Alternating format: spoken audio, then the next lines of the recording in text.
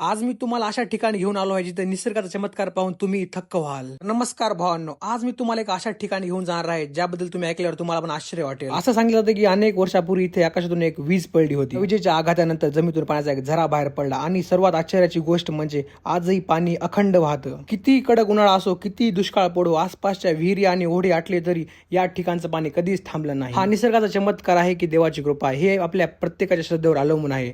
या वाहणाऱ्या पाण्याकडे पाहिलं की एक गोष्ट नक्की जाणवते, निसर्गाकडे आपल्या प्रत्येक प्रश्नाला उत्तर नसतं, पण तो आपल्याला आश्चर्यचकित मात्र नक्की करतो. इथं भावना अशी मान्यता आहे, इथं पडली का वीज, इथं वीज पडली होती, इथलं पाणी आजपर्यंत काही झाटलं नाही. इथून पाहू शकता, इथं पाणी आहे, इथलं पाणी इथून बाजून इथे येते, इथून सळ खायला जाते, पण इथून वरी काहीच नाही बघा, पाणी काहीच नाही इथून वरी. तुम्हाला पण निसर्गाचा चमत्कार पाहायचा असेल तर तुम्ही पण येऊ शकता. ही जागा आहे आपल्या लोहा कंदार घाटावरील लेफ्ट साईडला हा मंदिर आहे, तुम्ही पाहू शकता. जर तुम्हाला पण कधी टाइम भेटला तर नक्की एक वेळेस नक्की भेट द्या. हे पाणी हमेशा, किती पण ऊन असो, किती पण उन्हाळा असो, हे पाणी हमेशा इथून वाहत राहतं. तुम्हाला काय वाटतं, हे विज्ञानाचं रहस्य आहे की निसर्गाने दिलेला एखादा चमत्कार? कमेंटमध्ये नक्की सांगा भावांनो. आजच्यासाठी एवढंच, भेटूया नेक्स्ट ब्लॉगमध्ये.